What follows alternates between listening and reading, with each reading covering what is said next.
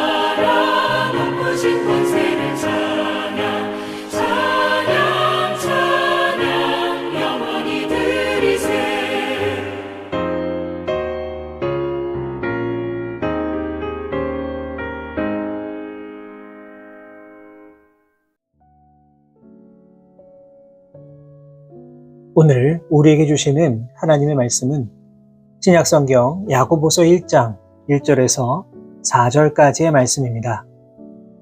야고보서 1장 1절에서 4절까지의 말씀을 제가 받들어 봉독하겠습니다. 하나님과 주 예수 그리스도의 종 야고보는 흩어져 있는 12지파에게 문안하노라. 내 형제들아 너희가 여러 가지 시험을 당하거든 온전히 기쁘게 여기라. 이는 너희 믿음의 시련이 인내를 만들어내는 줄 너희가 알미라. 인내를 온전히 이루라. 이는 너희로 온전하고 구비하여 조금도 부족함이 없게 하려 함이라. 아멘. 야고보서의 저자는 AD 40년대 후반 초대 예루살렘 교회의 지도자였던 예수님의 형제 야고보로 알려져 있습니다. 특별히 이 야고보서의 말씀은 당시 초대교회에 대한 대대적인 박해로 인하여서 여러 지역으로 흩어진 유대인 그리스도인들이 여러 가지 갈등을 극복하고 성숙한 신앙의 자세로 교회 공동체를 섬길 수 있도록 보다 실천적인 교훈의 말씀을 기록하고 있습니다. 이처럼 야고보서의 말씀이 신앙의 실천적인 면을 강조하고 있기 때문에 이 야고보서의 말씀을 가리켜서 신약의 잠언이다 이렇게 불리기도 합니다. 본문 2절의 말씀입니다. 내 형제들아 너희가 여러 가지 시험을 당하거든 온전히 기쁘게 여기라. 이 본문에 기록된 시험은 이 시련의 의미를 가지고 있습니다. 앞서 말씀드린 것처럼 당시 초대교회 성도들은 참 온갖 종류의 시험과 시련을 당하고 있었습니다. 어떤 분들은 교회를 다니기만 하면 고난도 시련도 없을 것이다. 그렇게 생각을 합니다. 하지만 어떠합니까? 이것은 너무나도 잘못된 생각입니다. 여러분, 예수님은 어떠하셨습니까? 예수님은 하나님의 아들로 이 땅에 오셨습니다. 아무런 죄도 흠도 없으신 완벽하신 분입니다. 그런데 예수님의 생애가 어떠하였습니까? 그저 꽃길로만 걸어가셨습니까? 절대로 그렇지 않습니다. 예수님의 인생은 그야말로 가시밭길이었습니다. 공생의 기간 동안 수많은 어려움을 당하셔야만 했습니다. 어디 그뿐입니까? 이 땅을 떠나시는 그 마지막 순간에는 인간이 감히 상상할 수도 없는 고난과 고통을 당하셔야만 했습니다. 지금 초대교회 성도들도 그러합니다. 여러분, 이들의 모습은 어떠했습니까? 사도행전 2장의 말씀을 보시면 이들은 날마다 마음을 같이해서 성전에 모이기를 힘썼습니다. 하나님께 예배하고 기도하는 그 일을 결코 게을리하지 않았습니다. 다시 말해서 초대교회 성도들은 그 누구보다 성령 충만하였으며 강력한 믿음으로 무장하고 있었습니다. 그런데 어떠합니까? 이런 이들을 향한 핍박, 이들을 향한 시련은 계속되었습니다. 이처럼 교회만 다니면 또 기도만 하면 시험과 고난이 모두 다 없어질 것이다 라고 하는 생각은 결코 성경적인 생각이라고 말할 수 없습니다. 이러한 생각은 사실 타 종교의 가르침입니다. 불교에서는 수행을 통해서 해탈의 경지에 이르면 세상의 고통으로부터 다 초월할 수 있다 이렇게 가르칩니다. 샤머니즘도 그러합니다. 굿이라도 하면 부적이라도 쓰면 모든 고난과 고통에서 해방될 수 있다라고 말합니다. 그런데 어떠합니까? 이것은 지극히 잘못된 생각입니다. 성경이 우리에게 말씀하시는 가르침은 무엇입니까? 신앙이 곧 만사형통 이렇게 말하지 않습니다. 예수님께서는 요한복음 15장 19절 말씀을 통해 너희가 세상에 속하였으면 세상이 자기의 것을 사랑할 것이나 너희는 세상에 속한 자가 아니요 도리어 내가 너희를 세상에서 택하였기 때문에 세상이 너희를 미워하느니라 이렇게 아주 분명하게 알려주셨습니다. 무슨 뜻입니까? 우리가 예수님을 믿는 그리스도인들이기 때문에 오히려 세상에서 고난과 핍박을 받게 된다는 뜻입니다. 어디 그뿐입니까? 사도 바울은 디모데후서 3장 12절 말씀을 통해 무릇 그리스도 예수 안에서 경건하게 살고자 하는 자는 박해를 받으리라 이렇게 말한 바 있습니다. 여러분, 그렇기 때문에 우리는 구원받은 백성에게 시험이나 어려움이 없을 것이다 이러한 생각은 버려야만 합니다. 어쩌면 우리가 더 경건하게 살려고 노력하면 할수록 우리가 오직 믿음으로 살아가려고 발버둥 치면 칠수록 우리를 향한 고난과 핍박은 더욱더 강력해질 것입니다. 베드로전서 4장 12절 말씀을 보시면 너희를 연단하려고 오는 불시험을 이상한 일 당하는 것 같이 이상히 여기지 말라. 이렇게 분명하게 말하고 있습니다. 바르게는 여러분, 이 시간 우리들의 믿음을 다시 한번 돌아보시기 바랍니다. 그리고 우리에게 고난이 다가올 때에, 시련과 아픔이 다가올 때에 더욱더 주님 바라보고 의지하면서 모든 것들을 오직 기쁨으로 이겨 나아가실 수 있는 우리 모든 성도 여러분 되시기를 주님의 이름으로 부탁을 드립니다. 그런데 믿음이 없는 이들은 시험을 기쁘게 여기라는 말씀 결코 이해할 수가 없습니다. 정상적인 감각을 지닌 사람들은 시험과 고난 앞에서 기뻐할 수가 없는 겁니다.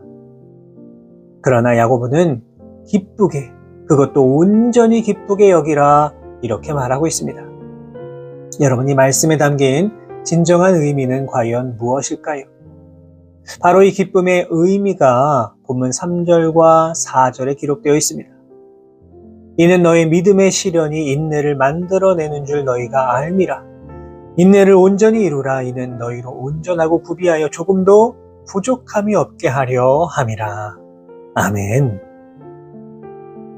오늘 본문의 말씀은 고난과 시련을 통해 인내가 생기고 이 인내를 온전히 이루게 될 때에 모든 것이 다 구비되어서 조금도 부족함이 없는 완전한 성도가 된다 말하고 있습니다.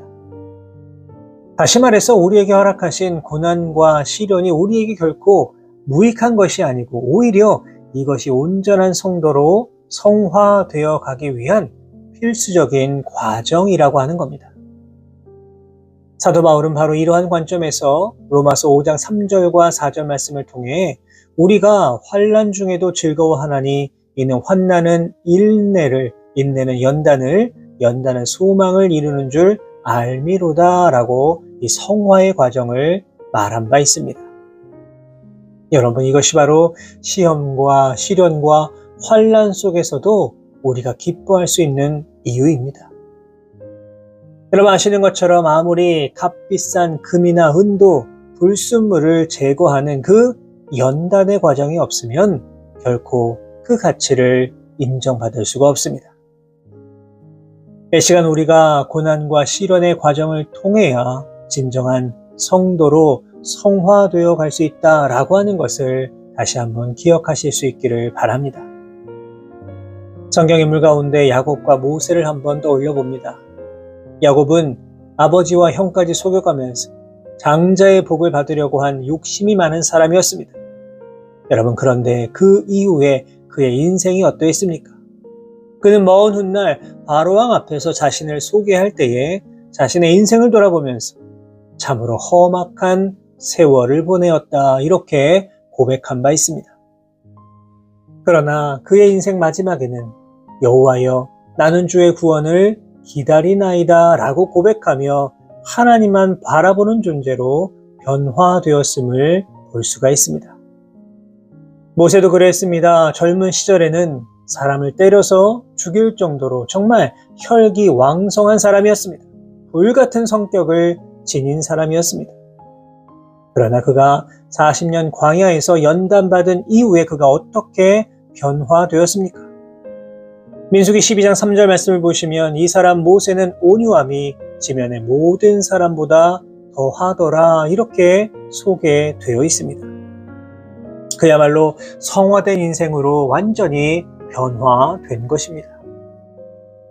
우리가 하나님을 믿고 예수 그리스도를 나의 구주로 고백하는 그리스도인이라고 한다면 우리에게 다가오는 고난과 시련과 시험이 나를 연단하시는 과정, 나를 성화시키는 분명한 시간이라고 고백할 수 있어야만 합니다. 사랑하는 여러분, 고난과 시련을 만날 때 온전히 기뻐하라 라고 하는 이 야고보서의 말씀은 결코 이치에 맞지 않는 말씀이 아닙니다. 오히려 이 말씀은 우리가 무엇에 대해 진정으로 기뻐해야 하는지에 대해서 알려주는 매우 귀중한 말씀이라고 할 수가 있습니다. 물론 고난과 시련과 아픔은 결코 달갑지가 않습니다. 가능한 한 피하고 싶습니다. 하지만 그럼에도 불구하고 우리에게 이러한 시간이 다가온다면 이 시간이 바로 나를 연단시켜 주시는 하나님의 손길임을 기억하며 나아가실 수 있기를 바랍니다. 무엇보다 더욱 믿음 안에서 성화되어 가심으로 말미암아 모든 시련과 시험 앞에서 온전한 기쁨 누리시고 주님 앞에 정말 정금처럼 나아가실 수 있는 우리 모든 성도 여러분 다 되시기를 주님의 이름으로 축원합니다. 기도하겠습니다.